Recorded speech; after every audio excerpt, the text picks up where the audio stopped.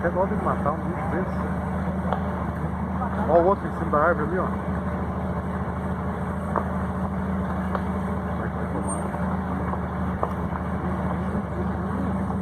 Ai, olha isso daí, Sandra, olha isso. Isso daqui, isso daqui. Eu vou tirando nem foto, não gosto. Ele tá misturado com as galinhas. Bichão bonito, viu?